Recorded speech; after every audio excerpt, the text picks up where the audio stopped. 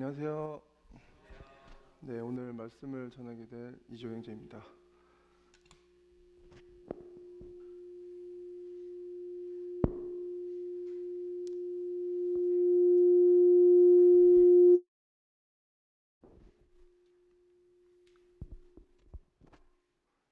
네, 일단 성도님들한테 좀 죄송하다는 말씀을 드리고 싶은데요. 제가 아직 감기가 덜 났어요. 그래서 중간중간에 기침을 할 수가 있어서 따로 물도 준비를 했습니다. 넓은 마음으로 양해 부탁드리겠습니다. 먼저 저희 본문 말씀 히브리서 5장 11절부터 6장 6절까지 같이 공독하겠습니다. 히브리서 5장 11절서부터 6장 6절까지 같이 공독하겠습니다. 시작. 멜기세덱에 관하여는 우리가 할 말이 많으나 너희가 듣는 것이 둔함으로 설명하기 어려우니라. 때가 오래되었으므로 너희가 마땅히 선생이 되었을 텐데 너희가 다시 하나님의 말씀의 초보에 대하여 누구에게도 가르침을 받아야 할 처지니 단단한 음식을 못 먹고 젖이나 먹어야 할 자가 되었도다. 이는 젖을 먹는 자마다 어른아이니에 의 경험하지 못한 자요 단단한 음식은 장성한 자의 것이니 그들은 지각을 사용함으로 연단을 받아 선악을 분별하는 자들이라. 그러므로 우리가 그리스도의 도의 초보를 버리고 죽은 행실을 회개함과 하나님께 대한 신앙과 세례들과 안수와 죽은 자의 부활과 영원한 심판에 관한 교훈의 터를 다시 닦지 말고 완전한 대로 나아갈지니라. 하나님께서 허락하시면 우리가 이것을 하리라.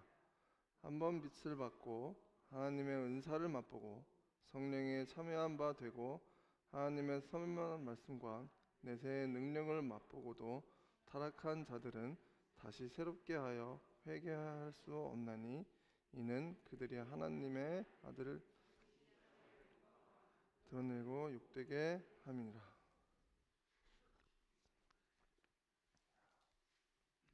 오늘의 주제는 그리스도의 초보적 교리를 제쳐놓고 영적 성숙에 대해서 말씀을 나누기를 원합니다. 사실 성도님들께서는 모르시겠는데 아직 캠프에서 깨어나질 못하고 있어요. 너무 오랜만에 가다 보니까 아직도 그런 캠프의 여운이 남아있는 것 같습니다.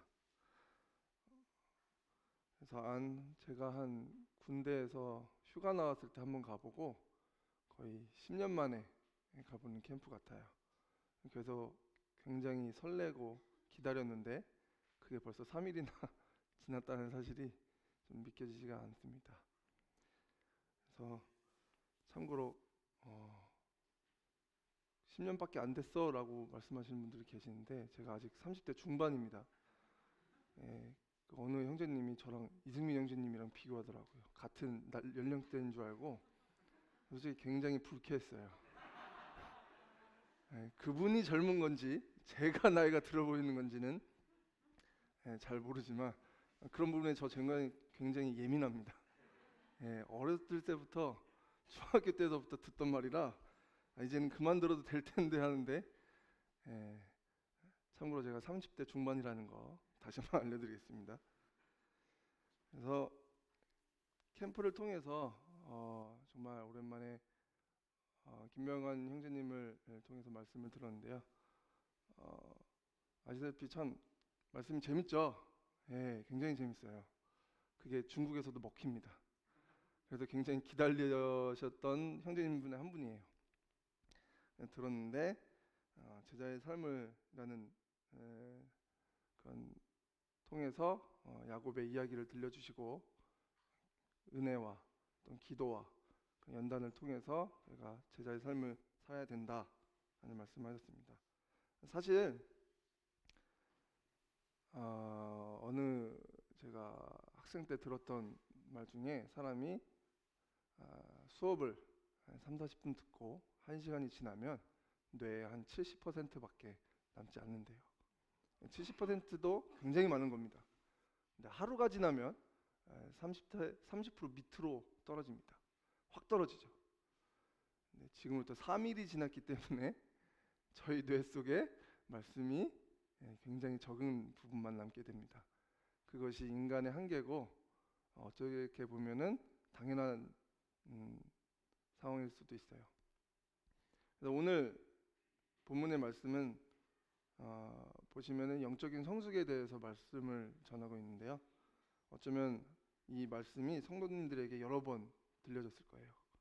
하지만 앞서 말씀한 것처럼 왜 성도님들께서는 많은 앞에 나오신 형님들께서 했던 말씀들, 주제들을 계속해서 전하고 이야기하는 부분은 저희가 쉽게 잊어버리기 때문이죠. 그게 또 저희의 연약한 부분이고, 그래서 오늘 말씀도 굉장히 많이 들었을 것이라고 예상이 됩니다. 특히 믿음 생활을 10년, 20년 이상 하시는 분들께서도 많이 들으실 텐데, 그래서 말씀에서도 야고보의 1장 23절에도 이런 말씀이 있죠. 누구든지 말씀 듣고 행치 아니하는 자는 자신의 거울을 보는 것 같다고. 자신의 거울을 보지만 금방 자기의 모양을 잊어버리는 것 같다고 말씀을 하시는데, 그만큼 저희는 듣고 잊어버리기 쉽습니다. 그래서 그런지 저희가 큐티를 당일날 해도 그날 저녁에 금방 잊어버릴 때가 많잖아요. 저는 항상 더 심한데, 그렇기 때문에 그 누구보다도 더 노력을 해야 되고 더 붙들어야 되는 제 자신을 많이 보게 됩니다. 오늘 이 11절서부터 6장 6절까지를 보시면은 히브리서의 이 저자가 굉장히 한탄하고 그리고 직설적으로 욕을 하는 거나 다름이 없는 그런 장이에요. 한마디로 이 히브리서의 저자는 어떻게 보면 수신자는 유대인의 그리스도인인데, 굉장히 기초적인 논리를 히브리서 1장서부터 이렇게 전하고 있습니다. 그 배경을 보냐면 이들이 굉장히 어린아이 상태라는 것을 지적을 하고 있어요. 그래서 이들은 분명히 구원을 받았는데도 불구하고 거기서 머물고 있고 거기서 더욱 성장을 하기를 원치 않는 상태를 말씀하고 있습니다. 그래서 우리는 구원을 받고 끝나는 것이 아니라 정말 영적인 성숙을 통해서 그리스도 안에서 풍성한 삶을 사는 것이야말로 저희 인생의 목표입니다. 그래서 사람은 항상 업데이트를 해야 돼요. 그게 사회적이든 아니 영적이든 동일하게 적용이 되더라고요. 저희 회사에 1년 된 직장인이 있는데 참 안타까워요. 이 친구가 단 하루도 빠짐없이 직장 상사에게 끌려가서 혼납니다. 그거를 보는 사람 앞에서 단 하루도 빠짐없이. 굉장히 안타까운데 이유는 간단해요. 변하질 않아요. 노력을 안 하고 자기가 어떤 문제인지도 알면서도 이거를 개선할 의지가 없다라는 것이 150명이나 되는 모든 사람이 알 정도예요. 그걸 보면서 제 자신도 많이 반성하게 되고 겸손하게 되고 그리고 노력하려고 많이 저도 개선을 합니다. 그래서 여기 히브리서에서 5장 11절서부터 보시면 멜기세덱에 관하여는 우리가 할 말이 많으나 너희가 듣는 것이 둔함으로 설명하기 어려우니라. 어떻게 보면 히브리서 첫 번째서부터 굉장히 기초적인 걸 얘기를 하는데, 예수님이 모세보다 뛰어나다. 당연한 거죠. 천사보다 뛰어나다. 당연한 거죠. 아론보다 뛰어나다. 예수님은 그 5장서부터 보시면 대제사장이라는 것을 쭉 말씀합니다. 이건 역시 굉장히 단순한 이야기고 당연한 이야기인데 유대인들은 그것을 받아들이지 못했습니다.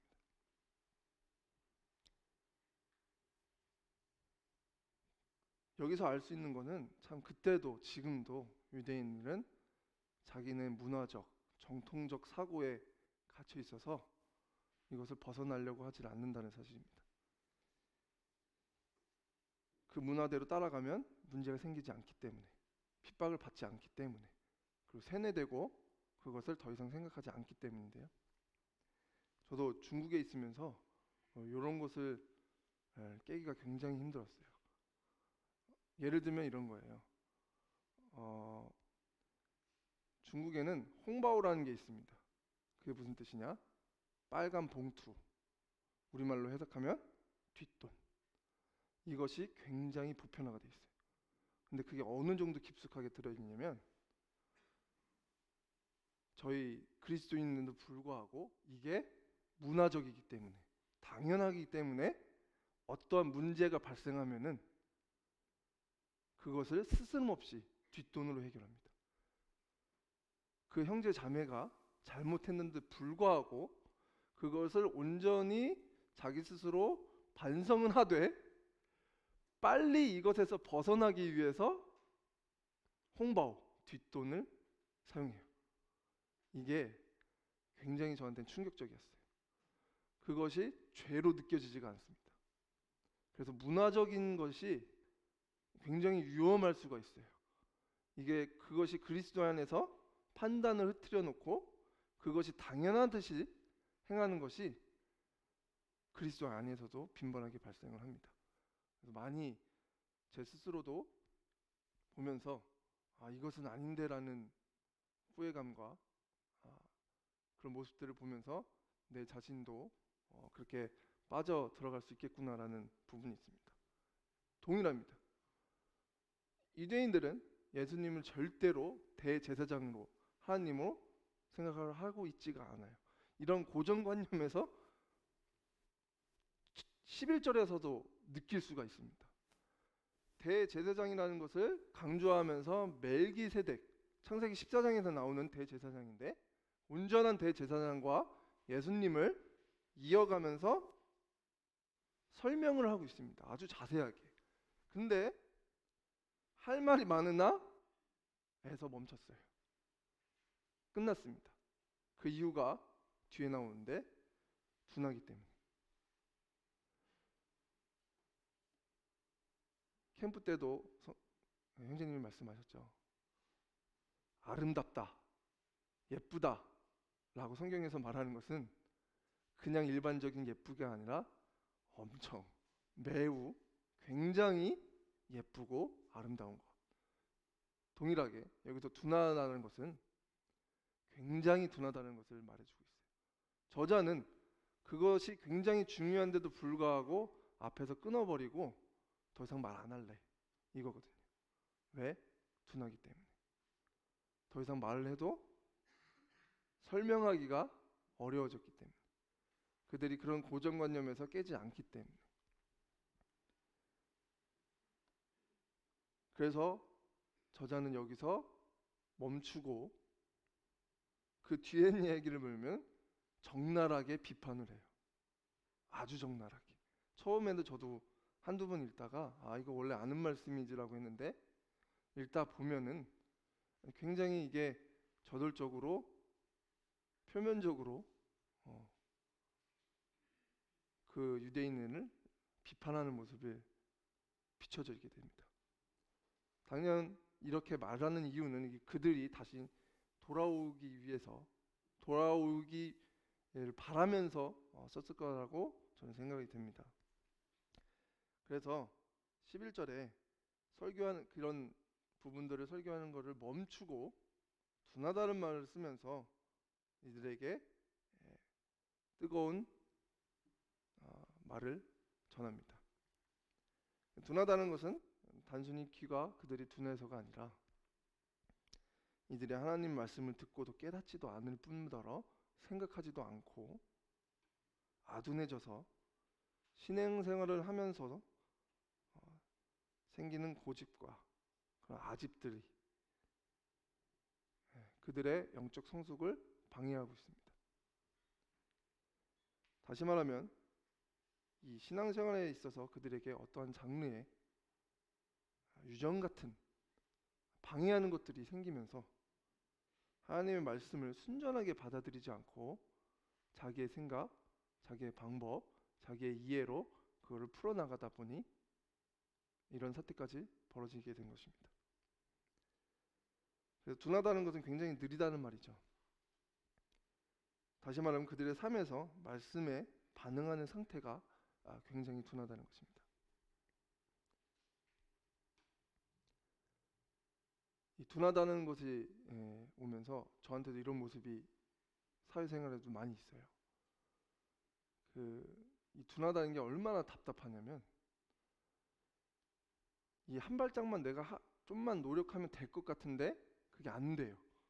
때로는 제가 중국에 있을 때 레지던트 생활을 하면서 중국에는 굉장히 치과가 세부화되어 있습니다. 치과가 예를 들어서 신경치료과는 신경치료과만 신경치료만 해요. 그 교수들도 그렇고 다 다른 거 할 줄 모릅니다. 그리고 예를 들어서 잇몸치료과는 잇몸치료만 합니다. 그 다음에 어린아이 치과도 소아치과라고 하죠. 그것도 있고 등등. 그 중에서 제가 치과 외과에 발치를 하러 배우는데 웬만한 레지던트는 한 달이면 다 능숙하게 합니다. 근데 제가 처음으로 이제 교수가 이제 환자 받아봐라고 해서 받아봤는데 받자마자 쫓겨났어요. 제가 어떠한 그런 행동을 딱 하는 모습을 보고 바로 쫓겨났는데 그게 뭐냐면 그 발치하시면서 보실지 모르겠는데 그 기계 있죠. 벤치 같은 거. 그걸 짚는 순간 저는 쫓겨났습니다. 왜? 왼손으로 짚었거든요. 제가 왼손잡이에요. 그걸 짚자마자 왼손으로 짚자마자 바로 쫓겨났어요. 1시간을 혼났는데 무조건 오른손으로 하랍니다.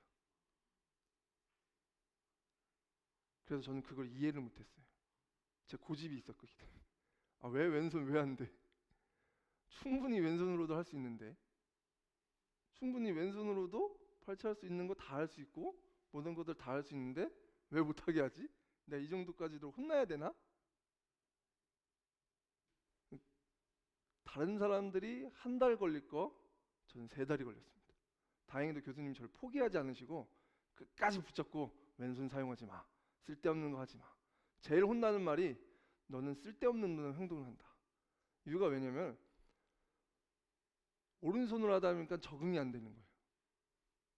그러니까 그 다음 스텝이 제 스스로도 느려지고 뭘 할지 모르는 게 머리에서 뚝 끊겨요. 그러니까 쓸데없는 행동을 하는 거예요. 익숙하지가 않으니까. 제가 이거를 젓가락질, 그다음에 연필 쓸 때 빼고는 모든 걸 왼손으로 합니다.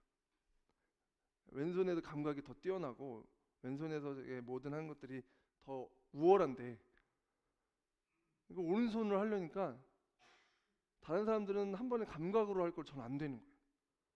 굉장히 오래 걸리는데 감사하게도 교수님은 포기하지 않으셨어요. 알고 보니 교수님도 왼손잡이였던 거예요. 왜 왼손으로 하나? 모든 기계가 다 오른손으로 되어 있습니다. 그렇기 때문에 굉장히 간소화되어 있고 굉장히 오른손으로 했을 때 편리한데 그게 능숙하게 되면은 저한테는 굉장히 이점이에요. 양손으로 다 할 수 있거든요. 그래서 이 둔하다는 것이 교수님이 봤을 때 저희가 얼마나 고집 있고 말 안 듣고 얼마나 짜증나겠어요. 참 감사한데 이빨 뽑고 있으면 저한테 말하시면 됩니다. 그래서 이 둔하다라는 것은 여기서도 말씀하셨듯이 굉장히 어떻게 보면은 히브리서 저자 입장에서 굉장히 슬프고 짜증나고 힘든 상황이에요. 그게 왜냐? 12절에도 더 알 수 있죠. 때가 오래되었는데 여기도 성경에서 오래되었다는 것은 굉장히 오래되는 겁니다.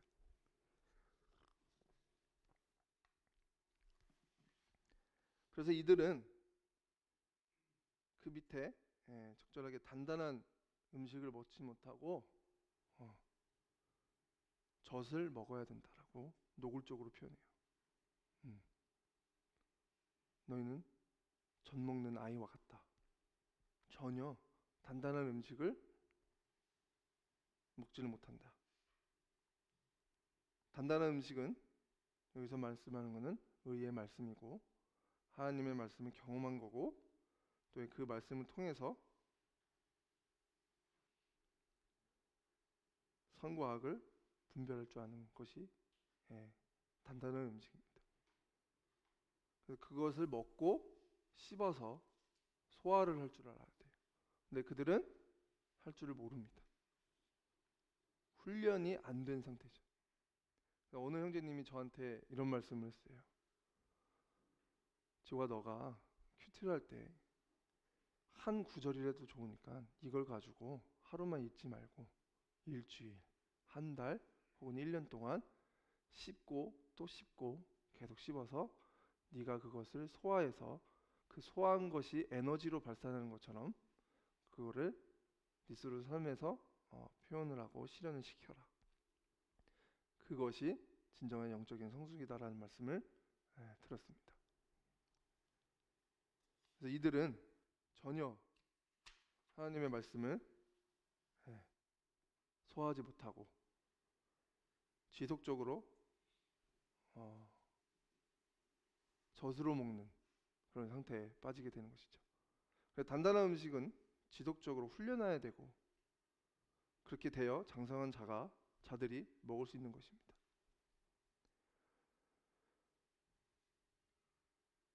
그래서 단순히 이 장성한 자, 영적으로 성숙한 자가 연륜이 많다는 의미는 당연히 아니라는 것입니다.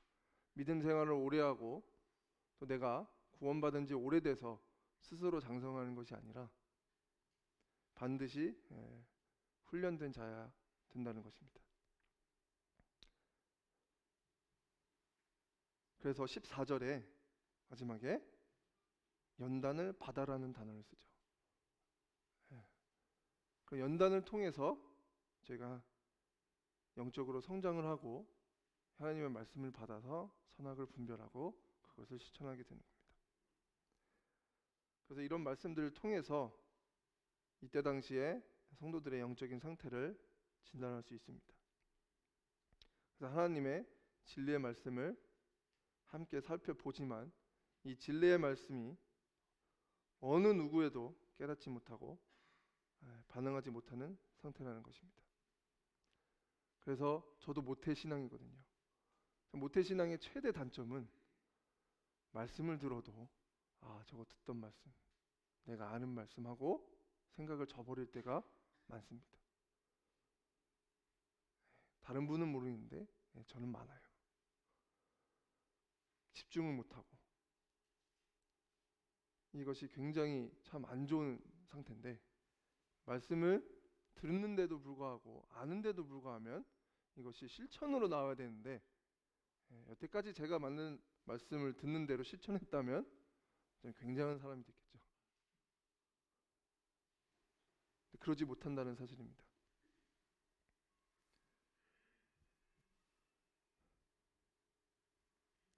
그래서 이들도 마찬가지예요. 12절에 때가 오래되었습니다. 그들이 믿음의 기초가 있는 자들이 아니고 굉장히 오래 신앙을 가졌고 믿음을 가졌고 예수님을 믿는 하나님을 믿는 사람들이었는데도 불구하고 아직까지 어린아이 상태라는 것입니다. 저는 이것을 보고 굉장히 위험하다고 생각을 하고 나 또한 이럴 수 있다라는 생각이 굉장히 많이 들었습니다. 그래서 이들은 때가 오래되어서 12절에 선생이 되어야 될 텐데 근데 아직까지도 하나님의 그 말씀의 초보에 대해서 누구에게 가르침을 받아야 할 처지니 하나님의 말씀의 초보조차도 받아들이지 못하는 상태라 굉장히 심각한 상태입니다.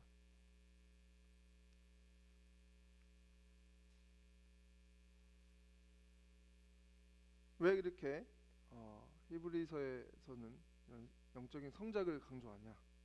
그게 4절 말씀에 있습니다. 6장 4절에 한번 빛을 받고 하나님의 은사를 맛보고 성령에 참여한 바 되고 하나님의 선한 말씀과 내세의 능력을 맛보고도 타락한 자들.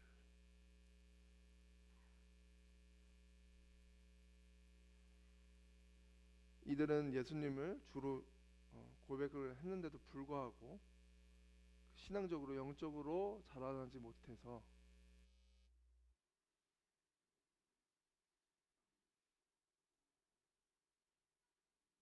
어떠한 상태까지 갔냐? 타락한 상태까지 간 겁니다.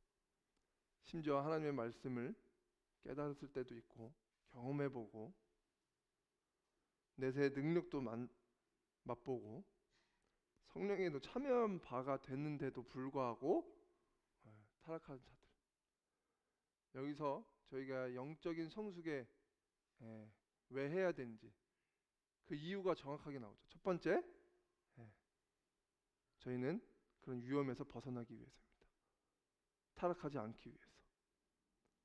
그래서 저희는 연단을 해야 되고 계속해서 훈련을 해야 되고 영적으로 성숙을 해야 된다는 말씀을 하고 있습니다.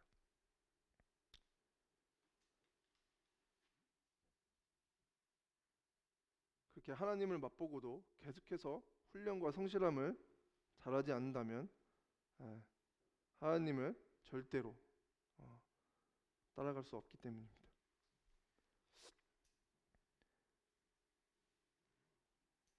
그래서 이런 것들이 저희 삶 속에서 오랜 신앙생활을 했음에도 불구하고 성숙되지 못한 것은 배우지도 않고 혹은 배웠더라도 실천하지 않는 그런 게으른 마음,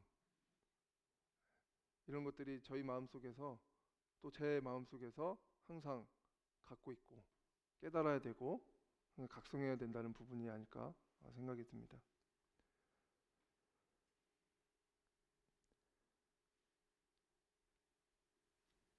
그래서 에베소서 4장에서는 이런 말씀을 합니다. 4장 13절에 우리가 다 하나님의 아들을 믿는 것과 아는 것에 일에 하나가 되어 온전한 사람을 이루어 그리스도의 장성한 분량이 충만한 데까지 이르리니. 여기서도 믿음은 그냥 믿는 것에서 그치는 것이 아니라 실천을 통해서 또 그것을 아는 것을 통해서 저희가 하나가 돼서 온전한 사람이 되고 그것을 그리스도의 충만한 데까지 이르는 정확하게 영적인 성숙을 말씀하고 있습니다. 영적을 성숙을 해야 되는 이유 두 번째는 에베소서 4장 12절에 정확하게 말하고 있는데요. 그리스도의 몸을 세우기 위해서입니다. 그래서 4장 12절에도 보시면 이는 성도를 온전케 하여 봉사의 일을 하게 하며 그리스도의 몸을 세우려 하십니다. 13절에 그래서 영적으로 우리가 성숙을 해야 된다라고 말하고 있습니다. 에베소서 4장은 아시다시피 은사에 대해서 말하고 있죠. 한 성령으로 저희가 은사를 누구는 가르친 교사로 또 누구는 사도로 선지자로 복음을 전하는 자로 목사와 교사로 삼느니라고 했어요. 근데 이 은사들을 말하면서 마지막에 말하는 것이 영적인 성숙입니다. 그 말은 즉 저희가 은사를 받는 큰 특권도 있지만 그만큼의 위험 부담도 있다라는 것입니다. 영적인 성숙이라는 것이 믿음의 생활에 오래 하는 것이 영적인 성숙인가 아니라 아는 것만이 영적인 성숙이 아니라는 것입니다. 저희가 굉장히 쉽게 착각할 수 있는 부분은 성경 말씀이 많이 아는 것을 영적인 성숙이라고 때로는 착각을 합니다. 하지만 하나님께서는 아는 것뿐만 아니라 그 믿음대로 실천하는 것도 굉장히 크게 강조를 하고 있어요. 그래서 어떻게 보면 저희 삶 속의 목적은 저희 삶에서 한 구절이라도 이 말씀의 한 구절이라도 이루는 것이 진정한 저희 삶의 목적이 아닐까 싶습니다.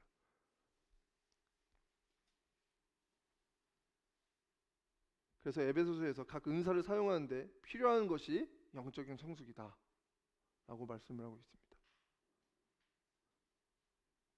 또한 이 은사를 바르게 하기 위해서 영적인 성숙이 있어야지만 가능하다고 말씀하고 있습니다.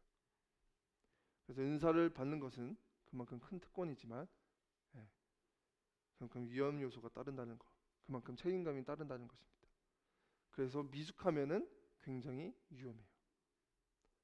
저희 셋째가 이제 기어다니고 잡고 일어서는데 아무것도 모르죠. 손에 집히는 대로 입으로 들어갑니다. 모든 아이가 그래요. 뭘 먹을지 몰라요. 굉장히 위험합니다. 저희 둘째는 더 위험합니다. 주한이는 더 위험해요. 점점점 성숙하고 있는데 장난도 업그레이드가 돼요. 저번 주에 캠프 당일날 선발대로 가기로 했는데 차를 가지러 가는 사이에 정문 앞에서 얘가 피 범벅이 된 휴지로 얼굴을 닦고 있더라고. 왜 그래? 그랬더니 아무 말 안 해요. 알고 보니까 이 친구가 화장실에 있는 면도기를 손에 안 닿으니까 변기통을 밟고 그 면도기 집어서 자기가 면도한 거예요. 그래서 여기가 피가 났어요. 근데 그 다음이 더 웃겨요. 어머니가 왜 그래? 라고 했더니 아무것도 안 돼. 혼날까 봐. 피 철철 흘리는데. 미성숙은 굉장히 위험한 상태입니다. 그렇기 때문에 저희가 영적으로 성숙해야 될 이유이죠. 앞서서 히브리서에도 선악을 분별할 줄 아는 자가 바로 장성한 자라고 했습니다. 무엇이 맞고 무엇이 틀리는지 몰라요. 요즘 세대는 더 그렇죠.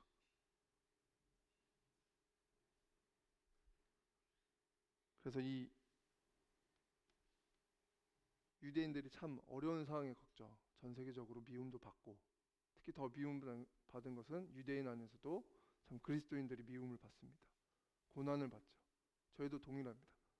그리스도 안에서 저희가 많이 핍박을 받습니다. 두 번째로 저희가 영적인 성숙을 하게 하는 이유는 그리스도의 몸을 세우기 위해서. 그래서 많은 핍박들을 받는데 저희 그리스도인들도 많이 핍박을 받습니다. 코로나 때문에 얼마나 많은 핍박을 받았어요. 뉴스에서 교회에 모이는 것이 무슨 죄인처럼 여기저기서 뉴스를 보도하고, 회사에서 팀장님이 뭐라 하시냐면, 야 이제 유튜브로도 예배 드려도 되지 않아? 안 모여도 되지 않아? 왜? 저보고 일요일날 낚시하라 이거죠. 낚시를 하도 안 가니까 좀 주말에 좀 낚시 좀 가라. 낚시하면서 예배할 수 있잖아. 왜? 유튜브 보면서 하면 되지. 뭔가 모이는 것을 점점점 폐하고 있어요. 세상 자체가. 그래서 어떤 사람은 어려움을 겪으면 점점 하나님과 멀어지는 사람이 있고, 어려움을 겪으면 점점 하나님과 가까워지는 분이 계십니다. 이것이 영적 성숙의 차이라고 저는 봅니다. 그래서 그 관계 속에서 어려움에서 실패의 가장 원인은 영적 성숙에 있습니다. 세 번째로는 야고보서를 보면서 저희가 하는데, 야고보서 1장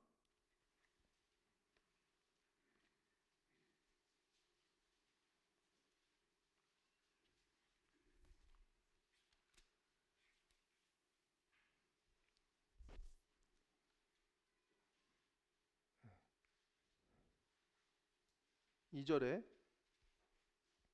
내 형제들아 너희가 여러 가지 시험을 당하거든 온전히 기쁘게 여기라.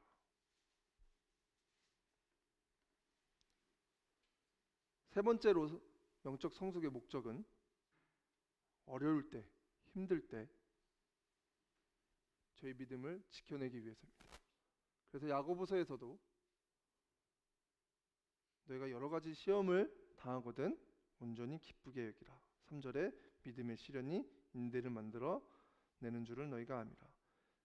인내를 온전히 이루라. 이는 너희로 온전하고 구비하여 조금도 부족함이 없게 하려 함이라. 그래서 이 영적인 성숙을 통해서 저희가 얻는 것들은 어떠한 어려움이 있어도 전혀 요동하지 않고 이것을 이겨낼 수 있는 힘이 있기 때문입니다. 이건 역시 오랜 믿음 생활을 했다고 해서 갖춰지는 것이 아닙니다. 물론 예를 들어서 누가 저한테 중국어 못하지라고 얘기하면 자존심 많이 상하죠. 중국을 그렇게 오래 했는데 저한테 누가 중국어 못해 그러면 자존심 많이 상합니다. 사실 잘 못해요.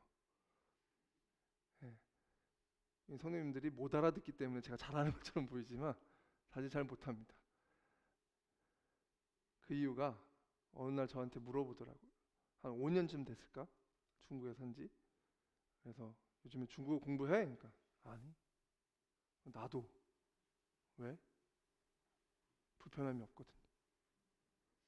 전혀 불편함이 없어요. 생활하는데, 말하는데, 수업 듣는데 전혀 불편함이 없습니다. 그 다음에 노력을 안 해요. 굉장히 게을러지고 노력을 못하는 이유가 다른 것이 할 일이 많기 때문에 이 중국어는 저 밑으로 가 있어요. 그래서 제 중국어 실력은 그 5년에서 멈춰져 있습니다. 굉장히 부끄러운데 사실이 그렇습니다. 그래서 영적인 성숙도 또한 이런 상태라고 저는 봅니다. 내가 믿음 생활을 하고 교회 잘 나오고 예배 잘 나오고 오랫동안 하는데 어느 순간 게을러져서 전혀 올라가려고 하지 않죠. 그것이 제 몸에 점점점 습관처럼 다가오는 게 저는 굉장히 두렵습니다. 이 부분들을 생각할 때마다 하나님 앞에 저희는 나가서 기도해야 된다고 봅니다. 여기서 말하는 야고보서 2장에 특히 야고보서에는 그 온전한이라는 단어를 많이 사용하게 됩니다. 온전한이 단어는 한자에서도 알 수 있듯이 굉장히 안전한 상태를 말하고 있습니다. 안전하고 흔들리지 않는 상태.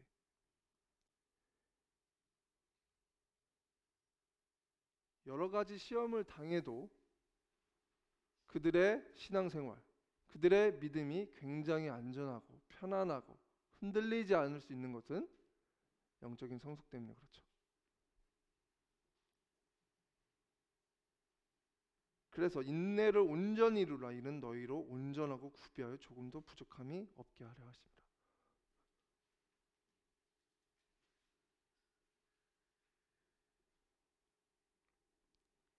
인격적으로나 신앙적으로나 흔들리지 않고 어떠한 어려움이 나에게 닥쳐도 그거 그대로 믿음 지켜나가면서 살아가는 것.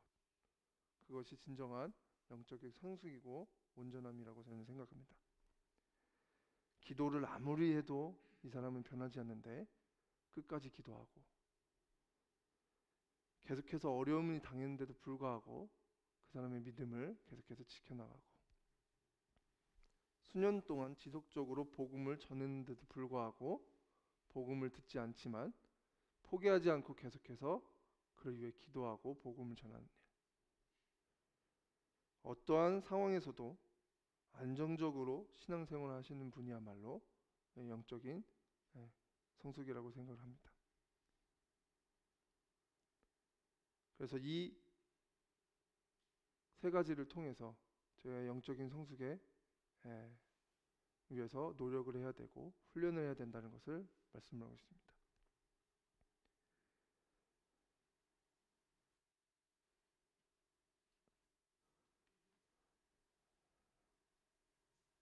솔직히 성숙하는 데 있어서 인간적인 마음은 싫죠. 귀찮을 뿐만 아니라 그 아픔을 또 겪어야 되고 몇 명 안 되는 성도들끼리의 관계에서 틀어졌을 때 그런 시험을 당했을 때 그것도 지켜나가는 것 또한 굉장히 힘듭니다. 쓰라리고 고통받고. 하지만 정확하게 이 세 가지 성숙을 위해서 나가야 되는 부분이 저희가 죄에 빠지지 않고 타락하지 않고 어려움을 극복하고 또한 그 믿음으로 살아나가기 때문에 온전하게 살아나가기 위해서 또 그리스도의 몸을 세우기 위해서 저희는 계속해서 영적인 싸움을 통해서 이겨내야 되고 성숙해야 됩니다.